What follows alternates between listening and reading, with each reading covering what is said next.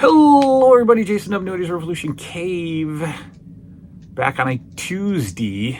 That's right, Tuesday, as I watch Liam play Mario 2, our newest obsession, folks, Super Mario 2. And I know that that's not the most renowned game, but but I like it. It's not awful, but if you play it and you start getting into it, I'm newly obsessed with Mario 2.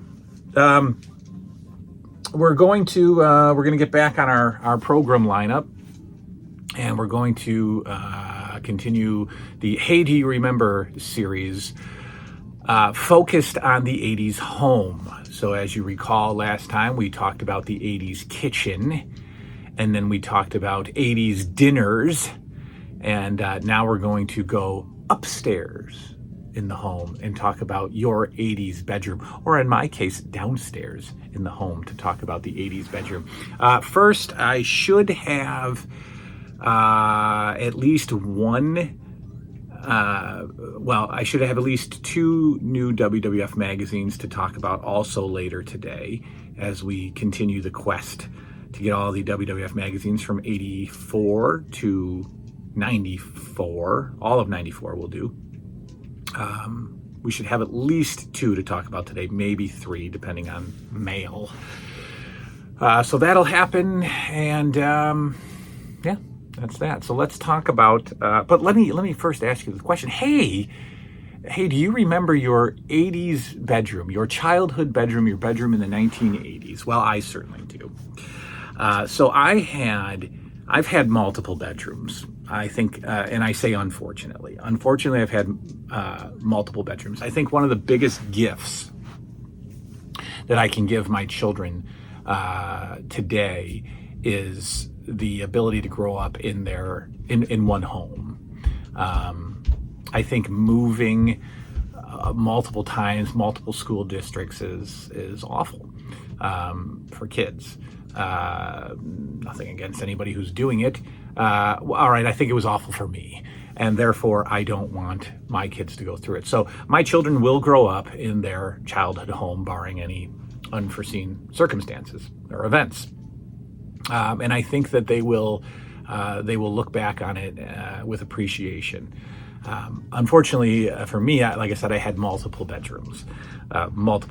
We moved many times before I finally ended up living with my grandparents at around age, I just never know. I've got to really pinpoint it when I actually did live with my grandparents. It was probably around 14, 15, 16, somewhere in there, probably closer to 15. I don't know, probably about 15. But anyway, the childhood bedroom, ladies and gentlemen, childhood bedroom. So the first one that I can remember is the childhood home. Now remember, the childhood home I only lived in for about a year and a half, but I still consider it the childhood home. The home I grew up in, which is not true, but whatever. I had two bedrooms in that house. The first bedroom I had was upstairs. Like everybody else, we had, all of us were upstairs. My parents had their bedroom, my sisters shared a room, and then I had a solo room. The room was tiny. I think a lot of us probably grew up in small bedrooms. My room was small, and I don't remember much about that particular room. I remember a bed, and I remember a little table next to the bed that I had Matchbox cars set up on. That's all I remember about that bedroom, because I wasn't in it long at all. Oh, I do remember it had a closet, and the closet, so my bedroom closet butted up to my sister's bedroom closet on the opposite wall, right? Nice. So we would build forts in our closet. And what is a fort in a closet? Well, it's a blanket. And for me, it was like some wrestling pinups. That was and some candy, if you could find candy. So that was our closet forts. And we would each go into the closet fort and then knock on the wall. And there was our fun night. I think I attempted to sleep in my closet fort at one point, and that failed miserably. But I don't remember that bedroom that much because I wasn't in it long. Soon after, I've told this story a million times, I got to move down 2 levels in the house to a bedroom that was off the family room. So it was a center split. And in the U.S., a center split is, you walk in the house, you've got you're immediately in your living room, your dining room is straight ahead, your kitchen is off to the side, and then you have 4 steps up to the upstairs, and then 4 steps down to the family room. That's a split level house. So down 4 steps from the upstairs, you're in the main area, and then down 4 more steps, you are in the family room. So we had this family room, right? With which will be the next. Hey, do you remember your 80's house? We'll talk about the family room, but off that family room was another room. Was a bedroom. And I got it, and I don't know why I got it at 9 years old. I don't know why I wanted it at 9 years old. That's terrifying to be sleeping in the lower level of the house at age 9. If Liam came to me today and said I'd like my bedroom in the basement, it would be probably a quick no. He wouldn't want to do it either. You're scared. You're scared of the monsters in the sump pump room. You goofball. So that bedroom I do remember. I remember that. So that was the bedroom that I started getting the LJN figures in, and that bedroom had a built-in ledge all around the room, and so that's kind of ideal for a kid because you can set all your cool stuff up on that ledge. And I would have Hogan and Andre set up on the ledge with the poster right underneath them, waiting for the other figures to come. But then I would also have other trinkets and doodads and whatnots all along that ledge. I always had a dresser, and I would always put stuff on top of my dresser, whether it was decoration or toys or whatever. I'd always have stuff on top of the dresser. And then that room in particular had like a built-in shelving unit, very primitive, still unfinished wood. I remember it was jagged and I don't know who built it, but it was like tiers built into the wall, and that's where the TV was. And like I've said many times on the channel, my parents either forgot or didn't care that I had a cable hookup with a television in that room at 9 years old and would watch TV into the crazy hours of the night as a 9-year-old kid. And what's that? Yeah, definitely horror movies, wrestling, all kinds of stuff. And that I think that's a major event in my life, watching, having that much television freedom. And I think it contributed to who I am today. It contributed to this channel in a distant way, having that television at 8 or 9 years old in 1984, and exploring TV. So bedding is extremely important to me today. I have to have comfortable bedding. I will spend a lot of money on pillows. I will never be the guy that goes to Walmart and buys a pillow. I can't. My pillows have to be, they have to be top notch. They have to be expensive. They have to be, not too hard, not too soft. I buy king size pillows. I prefer a huge pillow. But back then, nobody cared. You had a beat up, old, flat, dirty pillow that honestly was discolored and probably smelled because you were a kid and you drooled on it and you puked on it and you peed on it probably, and you just had I just remember having a gross pillow as a kid, so gross that when you take the pillowcase off, it's stained and it looks like a map of the world with all these different stains all over it. Yeah, Liam's puking in his mouth. Yeah, and I had everybody either has a blankie or a pillow, and I had a pillow. And I had this pillow from childhood to probably age 30, 32, 33 when I finally threw out this pillow. And it was a feather pillow. It was a feather stuffed pillow. But it was disgusting.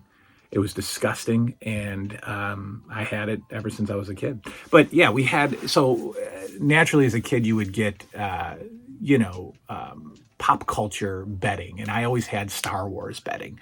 I had Star Wars bedding, and I looked for a photo of it, and I found it. This is my exact sheet set that I had as a kid. I remember having this.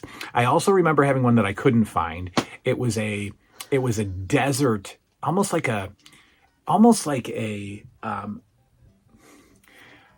it kind of reminds me of like a Mexican, like cultural Mexican sheet set, or a Native American sheet set. It was dark maroons, it was browns, and it had a sun that was like coming up, but it was very dark maroon and dark brown, and it was that kind of color pattern with a sun. I remember a sun, and I think maybe cactuses on the sheets, but I can't remember. But I do remember the Star Wars bed sheets, of course.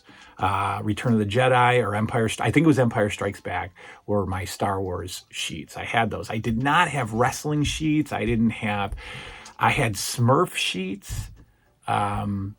I definitely had Smurf sheets, but the Star Wars sheets, I remember. I had NFL sheets, and I don't even know if it was licensed by the NFL, because it just had team names on it. So it had Chargers and Cowboys and Bills, and they were just all listed on the sheet, right? No players, no helmets, no emblems, just the names. And the names were written in a weird font. The names were written in the font of the team, like if the team had a font. It was very strange. I remember having those. Blankets. Back in the 80s, and I can't just say back in the 80s, I'm sure it happens today, but everything happens back in the 80s to me. Back in the 80s, your bedding had like 4 or 5 layers of comfort, right? So you had your mattress. Then you had your fitted sheet, which you have to have, or else you're just sleeping on a mattress, right? You had your fitted sheet. Then you had what's called your top sheet, right? Then you had this blanket. And it's the same blanket that we all had as kids. It's the baby blue or pink, soft, fuzzy blanket with a strip of silk all around the border, all around the edge of it. And those still are in hotels. I still see them in some hotels, but you had this blanket. And like I said, it had the strip of silk. So the silk was at the top. So, when you got in bed, you had the silk like resting on you. Now that's not it, of course. Now you have to have the comforter, or the bedspread, as it was once called. My grandmother would always call it the Afghan, but the bedspread, the comforter. And for kids, that had to be something fun. So we didn't always have an official bedspread or official comforter. We would use a sleeping bag opened up, and that would be our blanket. That would be our top blanket, right? So you got you're under a sheet, you're under a blanket, and then you're under the comforter or the bedspread. My mom would get me bed sets that had, matching sheets and matching bedspreads and matching pillowcases. But, if we wanted something fun, we'd have to use a sleeping bag. And the sleeping bags were not like, official camping sleeping bags. They were the fun ones. They were kids' sleeping bags that had Garfield on it, or had wrestling on it, or had Smurfs on it, I remember. The A-Team or whatever. You'd have that kind of sleeping bag opened up, which would kill me today. It would bother me today because I'm so sensitive to feel. And a sleeping bag has a zipper on it.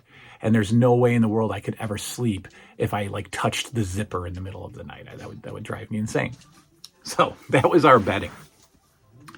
I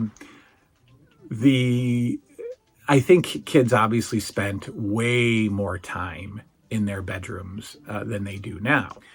I would be in my bedroom a lot of the day, just playing, especially during the LJN era.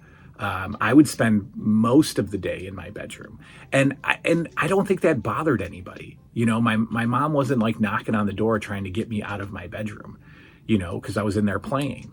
I think if if my kids today sat in their bedroom for hours, I'd be upstairs worrying about what the heck are they doing, Why are you up there in your bedroom so long? And they don't. My kids do not spend a single minute in their bedrooms outside of sleeping.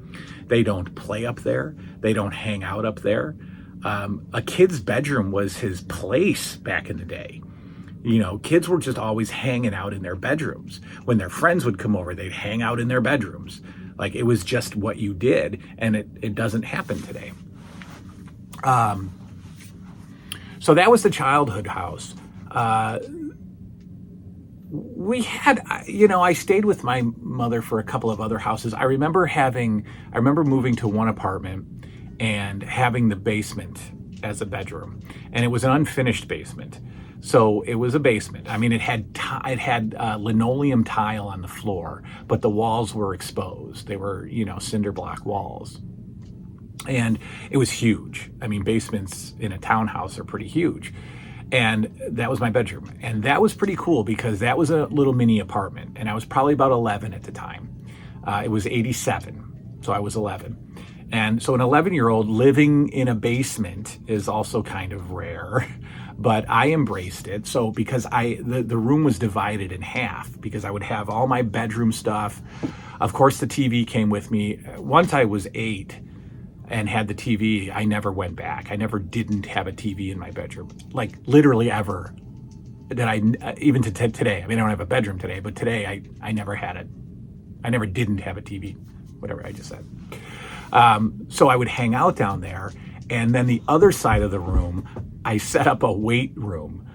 My tiny little 11-year-old pencil arm self set up a weight room, a bench, a bench press machine, a sit-up bench, and some free weights. That was my workout room.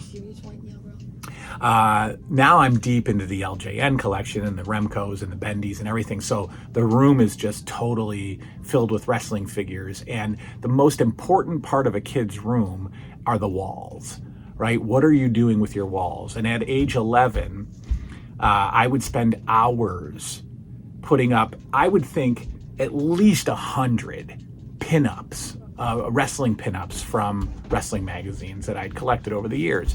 And pinups were awesome because they had two sides. You had to pick which side you wanted to display. Did you want the bloody Abdullah the Butcher side, or do you want the Lex Luger side, whatever. So my room would be totally full of pinups. And I'm not even talking posters. Posters are full size. I'm talking pinups.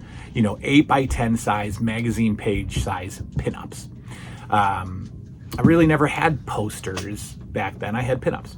And that was such a focus of my room. That was how I would set my room up. Of course, the furniture, the dresser. Every kid had a dresser. Every kid had a bed. I had a little TV stand, and I had always my 13-inch TV right on the stand. Video games were really a part of my room until I moved in with my grandparents. I don't know why, and I don't know where they were. I don't remember them being on the living room TV, like the Nintendo. Because we had a Nintendo at my dad's. I don't remember where the Nintendo would be. When did you get your first Nintendo? 86, I think, was my first Nintendo. Then my grandparents' house, when I moved in with them. Now we're talking into the 90s. I inherited my great-grandmother's bed. So I ended up sleeping in my great-grandmother's room. She died in 88, I think. I think my great-grandma died in 88. And they left her bedroom the same. They left her bedding in there and her dresser and everything. And when I moved in, I took it over. They didn't even get me a new mattress, which sitting here now, I think about it, it's kind of like, I was, sleeping in my great grandmother's bed, but I didn't know any different as a kid or as a teenager. So I had that. So I had a queen size bed for the first time ever. I had an old lady dresser set. And of course I had, my television, but I decorated that room too. So back then, teenage years, now it's about posters showing off your fandoms, right? And for a teenage boy, your fandom is, girls. And for me, the Dallas Cowboys. So I had posters of Troy Aikman, Emmitt Smith, and Mariah Carey on my wall. for whatever reason.